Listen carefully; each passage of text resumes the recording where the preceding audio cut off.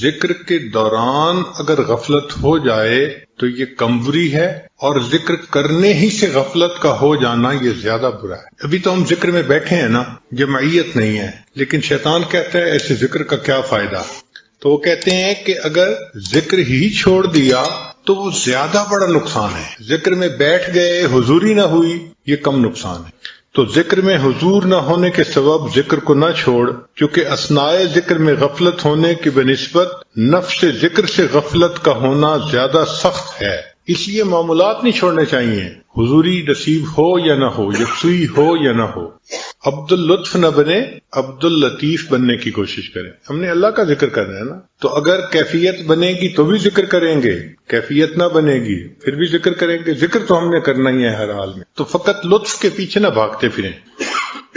ذکر کا معنی ہے اللہ کو یاد کرنا، اور یاد کرنے کے دو طریقے ہیں۔ ایک تو یہ انسان اپنی زبان سے اللہ کو یاد کرے، یعنی اللہ کا تذکرہ کرتا رہے، اللہ کی باتیں کرتا رہے، اور ایک یہ ہے کہ اپنے دل میں اپنے محبوب کو یاد کرے۔ یہ دونوں طریقے شرعی ہیں، حدیث پاک سے اور قرآن پاک سے اس کا ثبوت ملتا ہے۔ انسان کو چاہیے کہ اپنے ذکر سے، اپنی زبان سے بھی اللہ کا ذکر کرتا رہے، حتیٰ کہ زبان اللہ کے ذکر سے تر ہو جائے، ایسی کیفیت ہو، اور اپنے دل میں بھی اللہ کو یاد کرے۔ دل کے ذکر کو ذکر خفی کہتے ہیں، اور زبان کے ذکر کو ذکر لسانی کہتے ہیں۔ مختلف سلاسل ہیں، بعض سلاسل میں ذکر لسانی ہے، چنانچہ وہ زبان سے ذکر کرتے رہتے ہیں، لا الہ الا اللہ، لا الہ الا اللہ، الا اللہ، الا اللہ، اللہ اللہ، تو اس طرح سے زبان سے ذکر کرتے ہیں۔ ہمارے سلسلہ میں چونکہ خفی ذکر ہے، اس لیے قلب کا ذکر کرتے ہیں، یعنی اپنے رب کو اپنے دل میں یاد کرتے ہیں۔ وہ جن کا عشق صادق ہے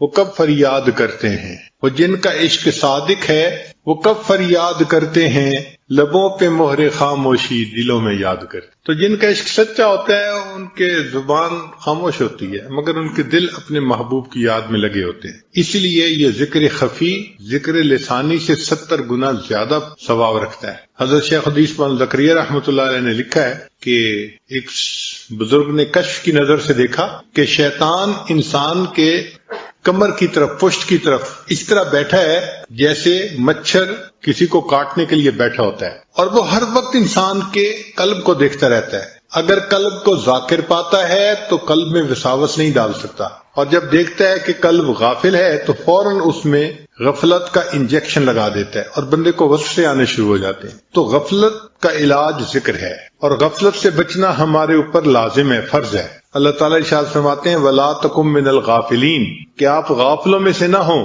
تو جب اللہ نے فرما دیا کہ غافلوں میں سے نہیں ہونا تو ہمارے اوپر لازم ہو گیا کہ ہم غفلت سے بچیں۔ ہمارے مشائخ نے تو اس پر اتنی محنت کی کہ انہوں نے فرمایا جو دم غافل سو دم کافر، جو لمحہ غفلت میں گزر گیا یوں سمجھو کہ وہ لمحہ کفر کی حالت میں گزر گیا۔ ایک لمحہ بھی اللہ سے غافل نہیں ہونا، اور یہ چیز حاصل ہو سکتی ہے۔ انسان اللہ کا ذکر کثرت سے کرتا رہے تو ایسا جماؤ آ جاتا ہے کہ دل ہر وقت اللہ تعالیٰ کی یاد ہی میں لگا رہتا ہے، ایک لمحہ بھی غافل نہیں ہوتا۔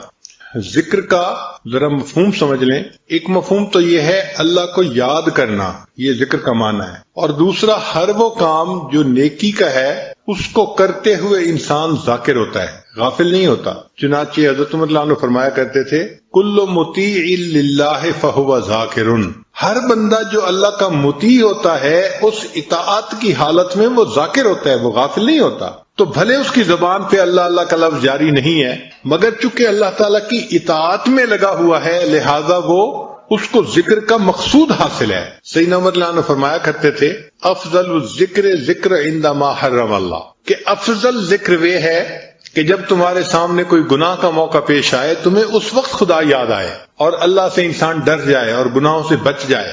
اگر گناہ کے موقع پہ انسان کو اللہ یاد نہیں آتا تو پھر باقی تسبیح پڑھنے کا کیا فائدہ ہوا؟ تو مقصود تو یہ ہے کہ اللہ کی یاد ایسی آ جائے دل میں کہ گناہ کا موقع آئے تو انسان کا دھیان اللہ کی طرف چلا جائے اور انسان اس گناہ سے بچ جائے۔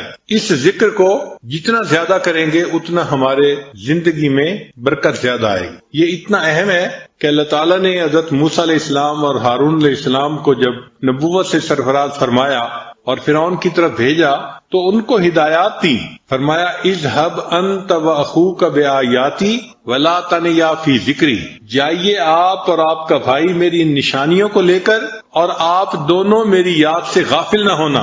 آپ دیکھیں اللہ تعالیٰ ہدایات دے رہے ہیں، اور کن کو دے رہے ہیں؟ انبیاء کو دے رہے ہیں، اور ان ہدایات کا تذکرہ قرآن میں اللہ فرما رہے ہیں، اور ان کو کہا گیا کہ دیکھیں آپ لوگ دین کی دعوت کا کام تو کریں، مگر ولا تنیا فی ذکری، آپ دونوں میرے ذکر سے غافل نہ ہونا۔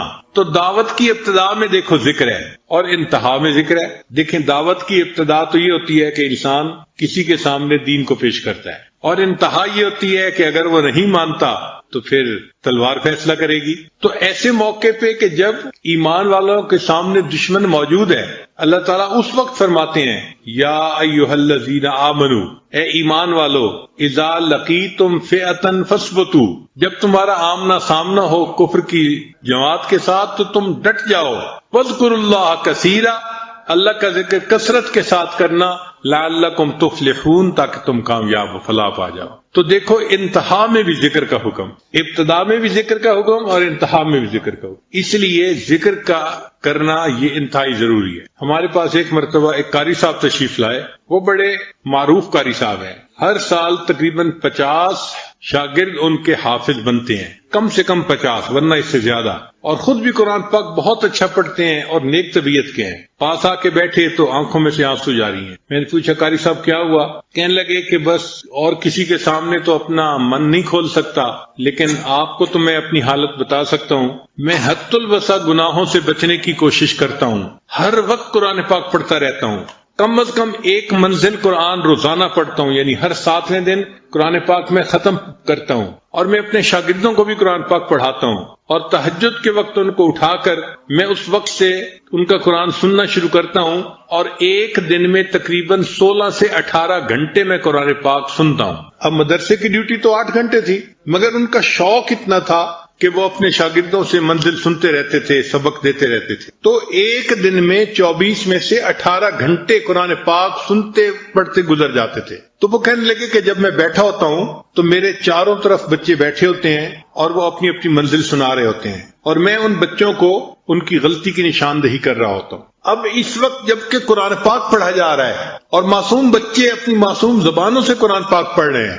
تو وہ کہنے لگے کہ مصیبت یہ ہے کہ عین اس وقت شیطان میرے دل میں گناہ کا خیال ڈال رہا ہوتا ہے۔ کان میں قرآن پڑھ رہا ہے، چاروں طرف بچے قرآن پڑھ رہے ہیں، کلاس میں بچے قرآن پڑھ رہے ہیں، اور میں اس بہار کے اندر بیٹھا ہوا میرے دل میں گناہوں کے وساوس آ رہے ہوتے ہیں۔ میں ان بچوں کے چہروں کو نہیں دیکھ سکتا، میں آنکھیں اپنی بند رکھتا ہوں، مگر اپنی اس حالت سے میں بہت تنگ ہوں، مجھے آپ بتائیں میں کیا کروں؟ اب بتائیں، جو بندہ تکبیر اولیٰ کا خیال رکھتا ہے، جو بندہ باقاعدگی سے تہجد پڑھتا ہے، سنت کا خیال رکھتا ہے، قرآن پاک کا عاشق ہے، ہر وقت قرآن پاک پڑھتا رہتا ہے، سنتا رہتا ہے، اور قرآن پاک کی بہار ہوتی ہے اس کی کلاس میں، اس بچے کو، اس بندے کو بھی گناہ کا خیال آ رہا ہے، شیطان وسوسے ڈال رہا ہے۔ اب یہ کرے تو کیا کرے، جائیں تو کہاں جائیں؟ پھر میں نے انہیں بات سمجھائی، میں نے کہا دیکھیں قرآن پاک کے نور کے اترنے میں کوئی شک نہیں ہے۔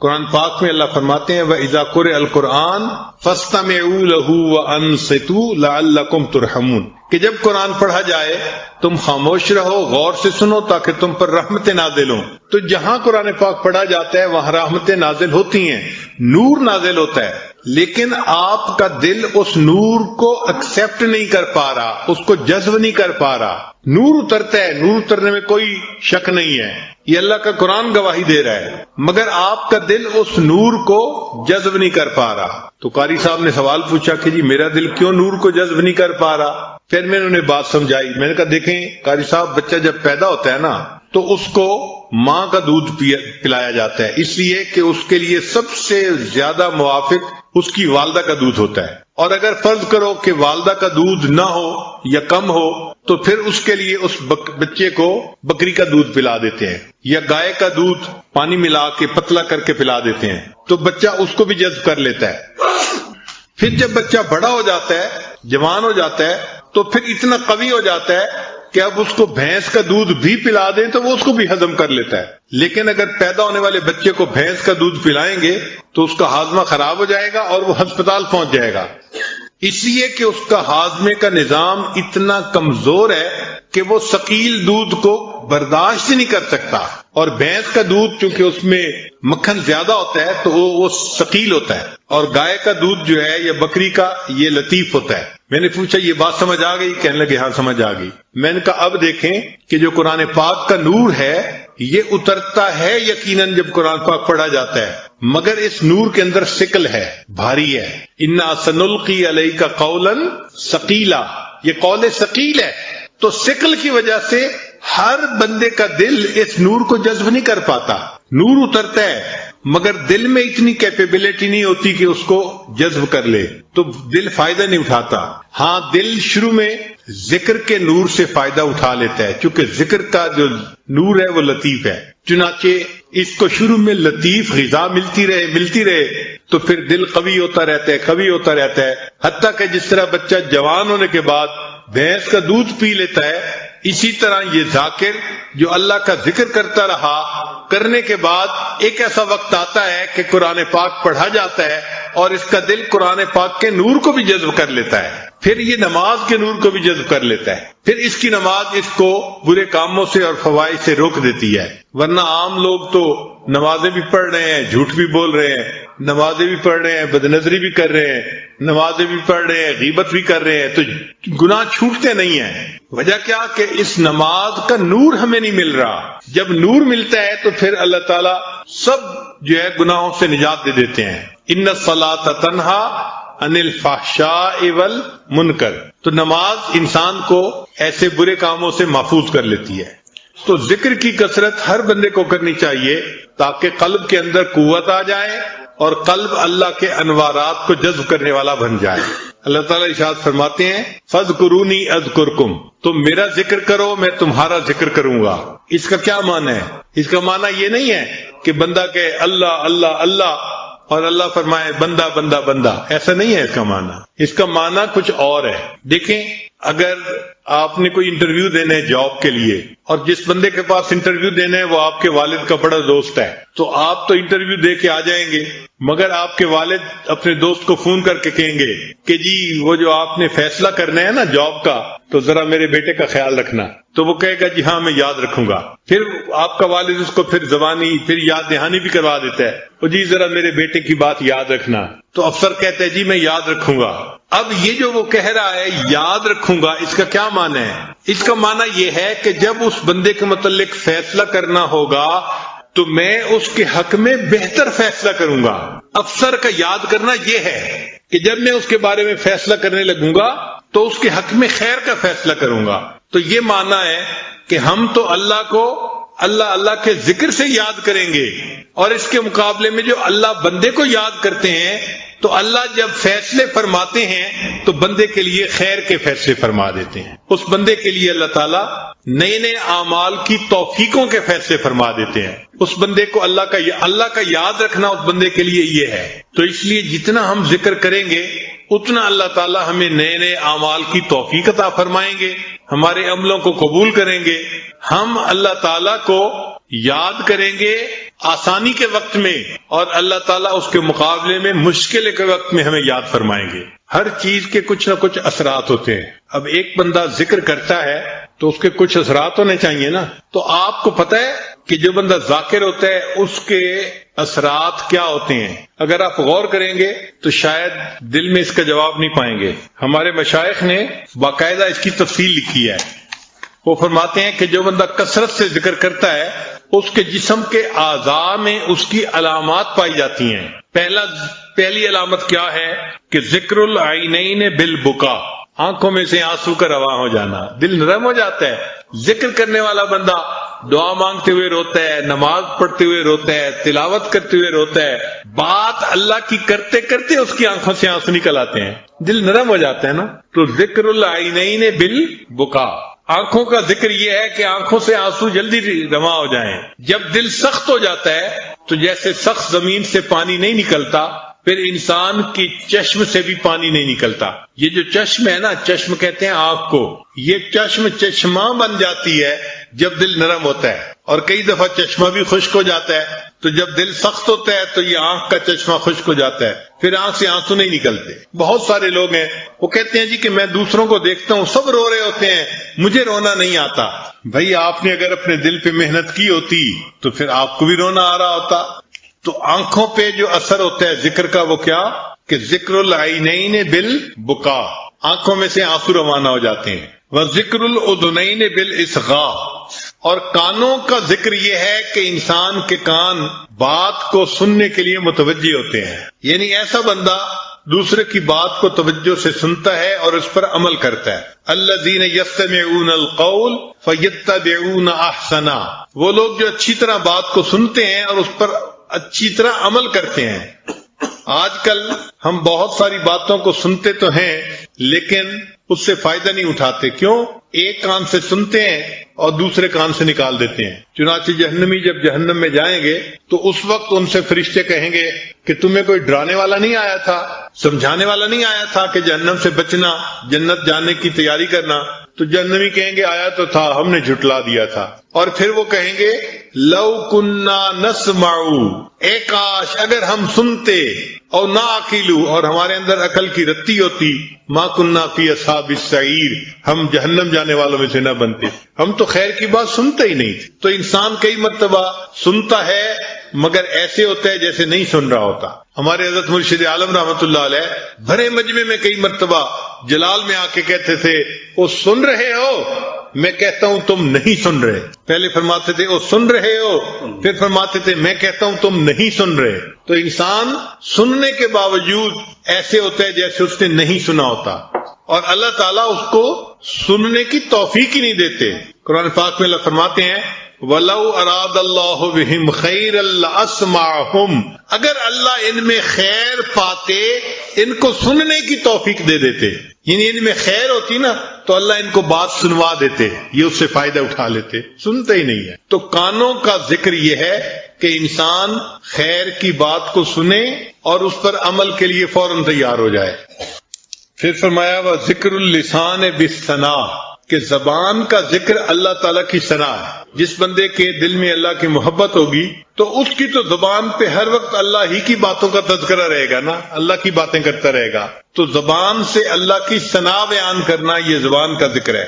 یا تیرا تذکرہ کرے ہر شخص، یا تیرا تذکرہ کرے ہر شخص، ورنہ پھر ہم سے گفتگو نہ کرے. تو ذاکر کی یہ کیفیت ہوتی ہے، اس کی زبان پہ ہر وقت اللہ کا ذکر رہتا ہے. جہاں جاتے ہیں ہم تیرا فسانہ چھیڑ دیتے ہیں، موقع ملتا ہے وہ اللہ کی بات شروع کر دیتا ہے. ہم تو زندہ ہیں کہ دنیا میں تیرا نام رہے، بس اللہ کا نام لیتے رہتے ہیں ہر وقت. وَذِكْرُ اللِّسَانِ بِالثَّنَاءِ وَذِكْرُ الْيَدَيْنِ بِالْعَطَاءِ، اور ہاتھوں کا ذکر یہ ہے کہ انسان اللہ کے راستے میں خرچ کرے، اپنے مال کو دے. یہ جو عطا کی صفت ہے نا یہ بھی ہر بندے کو نصیب نہیں ہوتی. بہت سارے بندے ہیں جو مالدار ہوتے ہیں اور کچھ بندے ایسے بھی ہیں کہ جو مال کے چوکی دار ہوتے ہیں، مالدار نہیں ہوتے، مال کے چوکی دار ہوتے ہیں. بس یہی دیکھتے رہتے ہیں کہ اب میرا بیلنس اتنا ہو گیا، اب اتنا ہو گیا، اتنا ہوتا ہے، اور اللہ کے راستے میں خرچ کی توفیق نہیں ہوتی. مالدار وہ ہے جس کو اللہ تعالیٰ خوب دے اور وہ اس مال کو اللہ کے راستے میں خوب خرچ کرے. یہ مالدار ہے جو اپنے اس مال کو صحیح جگہ استعمال کر رہا ہے. حدیث مبارکہ میں ہے کہ نبی علیہ الصلوۃ والسلام رمضان المبارک میں اللہ کے راستے میں بہت کثرت کے ساتھ خرچ فرماتے تھے. تو انسان کے اندر یہ صفت ہونی چاہیے کہ اس کے ہاتھوں میں عطا کی صفت ہو، دے اللہ کے راستے میں. یاد رکھیں جو ہم دیتے ہیں نا یہ واپس لوٹ کے آتا ہے اور کئی گنا زیادہ ہو کے واپس آتا ہے.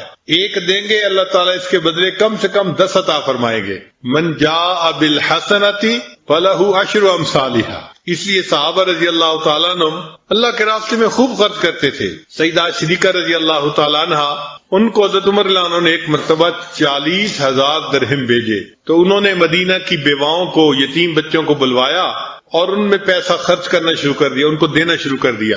باندی نے دیکھا کہ گھر میں تو کھانے کی کوئی چیز نہیں اور ام المؤمنین روزے سے بھی ہیں اور روزہ افطار کرنے کا وقت آ رہا ہے. تو وہ آئی اور کہنے لگی کہ ام المؤمنین کچھ پیسے مجھے بھی دے دیں، گھر میں افطاری کی کوئی چیز نہیں، میں کوئی چیز لے کے آؤں. تو فرمایا تو مجھے پہلی بتاتی، میں نے تو وہ سارے کے سارے پیسے اللہ کے راستے میں خرچ کر دیے. یہ ہے عطا کی صفت. کہ سارے پیسے اللہ کے راستے میں خرچ کر دیے اور اپنے لیے افطاری کو کچھ ہے یا نہیں اس کا پتہ بھی نہیں چلا۔ ام المومنین سودا رضی اللہ تعالیٰ عنہ، ان کو ایک مرتبہ حضرت عمر رضی اللہ عنہ نے 25,000 درہم بھیجے، مال غنیمت میں سے ان کا حصہ بنا تھا۔ تو جب 25,000 درہم ملے تو انہوں نے اسی وقت عورتوں کو بلوایا، غریب عورتوں کو، اور ان میں تقسیم کر دیے۔ جب تقسیم کر کے فارغ ہو گئیں تو پھر انہوں نے 2 رکعت نفل نماز پڑھی اور نفل کے بعد یہ دعا مانگی، اے اللہ امیر المومنین عمر رضی اللہ عنہ کو آئندہ توفیق ہی نہ دے کہ وہ میری طرف پیسے بھیجا کریں، اے اللہ ان کو توفیق ہی نہ دے کہ وہ میری طرف پیسے بھیجیں۔ جو آیا سب اللہ کے راستے میں دے دیا اور اوپر سے دعا بھی مانگی کہ یہ میری طرف پیسے بھیجا ہی نہ کریں، اس لیے کہ وہ دنیا کی حقیقت سے واقف تھے، جانتے تھے۔ بذکر البدن بالوفا، اور بدن کا ذکر یہ ہے کہ انسان اللہ سے وفا کرے۔ اللہ سے وفا کیا ہے؟ کہ اللہ کے غیر کی طرف متوجہ نہ ہو، سب اپنی نگاہیں اللہ کے اوپر ہی مرکوز رکھے۔ انی وجہت وجہی للذی فطر السماوات والارض، جیسے ابراہیم علیہ السلام نے شرک خفی اور شرک جلی دونوں قسم کے شرک سے سچی توبہ کر لی تھی اور اللہ ہی کی طرف وہ متوجہ ہو گئے تھے، اور انہوں نے یہ الفاظ کہے تھے انی وجہت وجہی للذی فطر السماوات والارض، یہ ان کے الفاظ ہیں۔ پھر اللہ تعالیٰ ان سے اتنا خوش ہوئے کہ اللہ نے فرمایا وَإِبْرَاهِيمَ الَّذِي وَفَّى، اور میرا ابراہیم میرا بڑا وفادار نکلا، اس نے میرے ساتھ وفا کر دکھائی۔ تو ہم بھی اللہ کے وفادار بندے بنے۔ اللہ آپ کا دیا کھاتے ہیں اور ہم آپ ہی کے بن کے زندگی گزارتے ہیں، آپ کے غیر کو آنکھ اٹھا کے دیکھنا پسند نہیں کرتے۔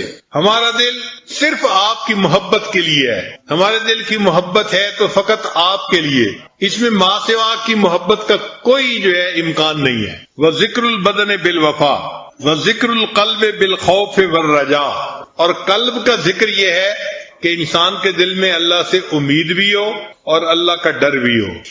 کہتے ہیں نا الایمان بین الخوف والرجاء، کہ ایمان خوف اور امید کے درمیان ہوتا ہے۔ کیا معنی؟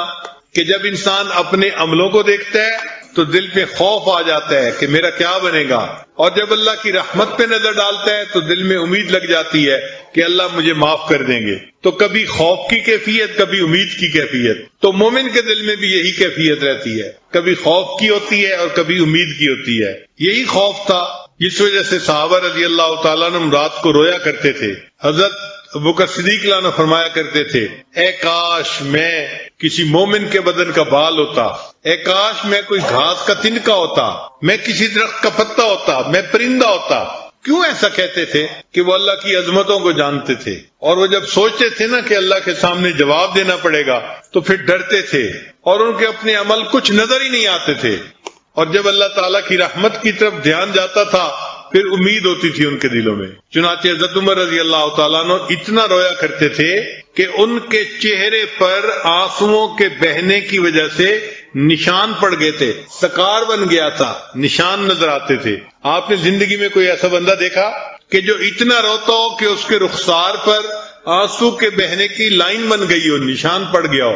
ہم نے تو زندگی میں کوئی ایسا بندہ نہیں دیکھا۔ کتنا روتے ہوں گے اللہ کے حضور، کثیر البکا تھے۔ حتیٰ کہ جب خلیفہ بنے تو پانی مانگتے تھے اور ان کو پانی کی جگہ اگر مشروب مل جاتا تھا تو وہ مشروب کو آنسوؤں کی ملاوٹ سے پیا کرتے تھے، یعنی پیالے میں سے مشروب پینا ہوتا تھا اور آنسو بہ کے پیالے کے اندر جا رہے ہوتے تھے، آنسوؤں کی ملاوٹ سے مشروب پیتے تھے۔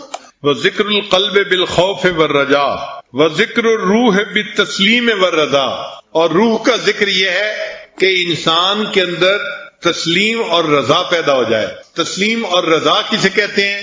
کہ اللہ تعالیٰ نے جو تقدیر بنائی انسان اس کے اوپر راضی رہے، خوش رہے، مطمئن رہے کہ اللہ نے جو بنایا، جو میری تقدیر لکھی بالکل ٹھیک لکھی۔ یہ تسلیم، یہ رضا اور تسلیم کا مقام یہ کافی مشکل حاصل ہوتا ہے، محنت کرنی پڑتی ہے۔ بڑے بڑے مشائخ نے زندگی بھر نیکی تقوی کی زندگی گزاری اور اخیر پر جا کر ان کو یہ تسلیم و رضا کا مقام نصیب ہوا۔ اور تسلیم و رضا یہ ہے کہ اللہ نے جو ہمارے لیے فیصلہ فرما دیا ہم راضی ہوں کہ وہ فیصلہ بالکل ٹھیک ہے۔ انسان اپنے اللہ سے راضی رہے۔ رضیت باللہ ربا وبمحمد نبیہ وبالاسلام دینا، میں اپنے اللہ سے راضی ہوں کہ وہ میرا رب ہے اور میں محمد صلی اللہ علیہ وسلم سے راضی ہوں کہ وہ میرے نبی ہیں، اور میں اسلام سے راضی ہوں کہ اسلام میرا دین ہے۔ حدیث پاک میں آتا ہے کہ جس بندے کے اندر یہ 3 صفتیں ہوں گی، ذاق طعم الایمان، اس بندے نے ایمان کے ذائقے کو چکھ لیا۔ ایمان کا ذائقہ کیا ہوتا ہے؟ جس بندے میں 3 صفتیں ہوں۔ تو ہم اللہ سے راضی رہیں ہر حال میں۔ ایک دفعہ بنی اسرائیل نے کویسچن کیا حضرت موسیٰ علیہ السلام سے کہ حضرت ہمیں کیسے پتہ چلے اللہ ہم سے راضی ہیں؟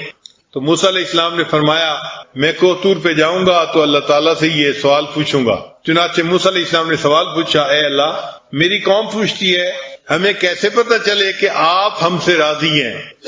تو اللہ تعالیٰ نے فرمایا کہ میرے پیارے موسیٰ علیہ السلام اپنی قوم کو بتا دیجئے کہ یہ فیصلہ کرنا آسان ہے، اگر یہ لوگ اپنے دل میں مجھ سے راضی ہیں میں ان سے راضی ہوں، اگر یہ مجھ سے خفا ہیں تو میں ان سے خفا ہوں۔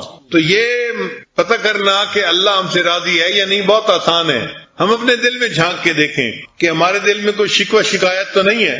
اگر ہمارے دل میں شکوے ہیں، بیٹے کو نوکری نہیں ملی، بیٹی کا رشتہ نہیں آ رہا، فلاں ڈیل پوری نہیں ہو رہی، فلاں یہ نہیں ہو رہا، فلاں وہ نہیں ہو رہا، اگر ہمارے دل میں شکوے ہیں اس کا مطلب اللہ ہم سے ناراض ہے۔ اور اگر ہمارا دل پرسکون ہے کہ جی اللہ نے جو کیا ہے میں اپنے اللہ سے راضی ہوں، میں اپنے اللہ سے خوش ہوں، تو اس کا مطلب یہ کہ اللہ ہم سے خوش ہیں۔ ہمیں اپنے اللہ سے ہر حال میں راضی رہنا سیکھنا چاہیے۔ لطف سجن دم بدم کہرے سجن گاہ گاہ، کہ سجن کا یار کا لطف تو ہر وقت ہے اور یار کی ناراضگی وہ کبھی کبھی۔ لطف سجن دم بدم کہرے سجن گاہ گاہ، ای بھی سجن واہ واہ، او بھی سجن واہ واہ۔ اے میرے مالک میں ایسے بھی آپ سے راضی، میں ایسے بھی آپ سے راضی۔ تو ہم اپنے اللہ سے ہر حال میں راضی رہیں۔ کسی شاعر نے کہا نہ تو ہجر ہے اچھا نہ وصال اچھا ہے، نہ تو ہجر ہے اچھا نہ وصال اچھا ہے، یار جس حال میں رکھے وہی حال اچھا ہے۔ اللہ جس حال میں بندے کو رکھے بندہ یہی سمجھے کہ میں اسی حال میں سب سے زیادہ بہتر ہوں۔ تو ہم اپنے اللہ سے راضی رہنا سیکھیں۔ تو ذکر کی یہ علامتیں ہیں، ہم اپنے اندر ان علامتوں کو ڈھونڈیں۔ اگر ہماری آنکھوں میں بکا ہے، اگر ہماری زبان پہ اللہ کی ثنا ہے، اگر ہمارے ہاتھوں میں عطا ہے، اگر ہمارے دل میں خوف اور رجا ہے، اگر ہمارے دماغ میں تسلیم و رضا ہے، تو یہ اس بات کی دلیل ہے کہ ہم جو ذکر کر رہے ہیں اس ذکر کے اثرات ہمارے جسم میں مرتب ہو رہے ہیں۔ اور اگر یہ کیفیتیں نظر نہیں آتی تو اس کا مطلب یہ کہ ہم طوطے کی رٹ میں لگے ہوئے ہیں، جیسے طوطا ٹیں ٹیں ٹیں ٹیں کرتا رہتا ہے، ہم بھی اسی طرح بس الفاظ پڑھ رہے ہیں، ان الفاظ کا قلب تک جو ہے اثر نہیں جا رہا۔ ایک بندے نے طوطا پالا اور اس نے اس کو اللہ کا نام سکھایا، چنانچہ وہ طوطا اللہ کا نام بولتا تھا اور اس کو دیکھنے کے لیے لوگ بڑی دور دور سے آتے تھے۔ اب جو مالک تھا اس کو طوطا بڑا پیارا تھا، وہ اس کا بڑا خیال رکھتا تھا۔ اللہ کی شان، ایک دن پنجرہ کھلا رہ گیا تو قریب کوئی بلی پھر رہی تھی، اس کا داؤ لگا، اس نے آ کے طوطے کو پکڑا اور لے کے بھاگ گئی۔ مالک کو پتا تب چلا جب طوطے نے ٹیں ٹیں شروع کر دی۔ اب اس کو غم بھی تھا کہ میرا طوطا اللہ کا لفظ بولتا تھا اور لوگ سننے آتے تھے، مجھے خوشی ہوتی تھی۔ اب اس طوطے کو بلی لے کے چلی گئی، مگر اس کو حیرانی بھی تھی، تو وہ کسی اللہ والے کے پاس آیا اور کہنے لگا کہ حضرت مجھے حیرانی اس بات کی ہے کہ میں نے اسے اللہ اللہ سکھایا تھا، جب بلی اس کو پکڑ کے لے گئی تو اس کی زبان سے اللہ اللہ تو نہیں نکل رہا تھا، ٹیں ٹیں نکل رہی تھی۔ تو ان بزرگوں نے فرمایا کہ پریشان ہونے کی بات نہیں ہے، اصل میں اس کی زبان پہ اللہ اللہ تھا اور اس کے دل میں ٹیں ٹیں تھی، اور موت کے وقت وہ نکلتا ہے جو دل میں ہوتا ہے۔ اگر اس کے دل میں اللہ اللہ ہوتا تو پھر موت کے وقت بھی اللہ اللہ نکل رہی ہوتی۔ تو بھائی زبان سے صرف الفاظ پڑھ لینا کافی نہیں جب تک کہ دل میں اس کا اثر مرتب نہ ہو۔ اللہ کرے کہ ہمارے دل میں اللہ کا نام رچ بس جائے، حتیٰ کہ جب موت کا وقت آئے تو اللہ کا نام ہماری زبان پہ جاری ہو جائے، بے اختیار کلمہ جاری ہو جائے اور کلمہ پڑھیں اور اپنے رب کے حضور پیش ہو جائیں۔ وآخر دعوانا ان الحمد للہ رب العالمین۔ تھوڑی دیر کے لیے مراقبہ کر لیجئے، آنکھوں کو بند کر لیجئے، سر کو جھکا لیجئے، دنیا اور جو کچھ دنیا میں ہے اس سے ہٹ کٹ کے اللہ رب العزت کی یاد میں ڈوب جائیے۔ لا الہ الا اللہ محمد رسول اللہ۔ دعا کر لیجئے۔ سبحان ربی العلی الوہاب اللہم صلی علی سیدنا محمد وعلی آل سیدنا محمد وبارک وسلم۔ اے کریم آقا، ہم آپ کے عاجز مسکین بندے ہیں، ہمارے گناہوں کو معاف فرما، خطاؤں سے درگزر فرما، عیبوں کی پردہ پوشی فرما، جو گناہ دن میں کیے معاف فرما، جو راتوں میں کیے معاف فرما، جو محفل میں کیے معاف فرما، جو تنہائیوں میں کیے معاف فرما، جو ارادے سے کیے وہ بھی معاف فرما، جو بن ارادے کے ہوئے وہ بھی معاف فرما۔ اے اللہ، معصیت کی ذلت سے محفوظ فرما اور ہمیں طاعات کی عزت نصیب فرما، آنے والے وقت کو گزرے وقت سے بہتر فرما، آنے والی زندگی کو گزری ہوئی زندگی کا کفارہ بنا۔ اے اللہ، آپ کے بندے دور دور سے دل میں نیک امیدیں لے کے یہاں آئے ہیں، اے اللہ ان کی امیدوں کو پورا فرما۔ میرے مولا، یہ اعتکاف میں بیٹھنے والے آپ کے در کی چوکھٹ کو پکڑ کے بیٹھے ہیں، اے اللہ ان پر رحم کی نظر فرما دیجئے، اے اللہ ان پر رحمت کی نظر فرما دیجئے، اے اللہ ان کو خالی نہ اٹھائیے، میرے مولا دامن بھر دیجئے، نیک مرادیں پوری کر دیجئے، اللہ ہم پر رحمت کی نظر فرما، ہماری ان دعاؤں کو اپنی رحمت سے قبول فرما۔ کریم آقا، جو مانگا وہ بھی عطا فرما، جو مانگنا چاہیے تھا ہم نہیں مانگ سکے ہمیں وہ بھی عطا فرما۔ رب کریم، ہمیں نیکی کی نئی نئی توفیقیں عطا فرما۔ اے اللہ، نفس و شیطان کے مکر و فریب سے محفوظ فرما۔ میرے مالک، ہمارے نفس کو نفس مطمئنہ بنا۔ اے اللہ، ہم گناہ نہیں کرنا چاہتے، ہمارا نفس امارہ ہے اور شیطان بدبخت پیچھے لگا ہوا ہے۔ اے اللہ،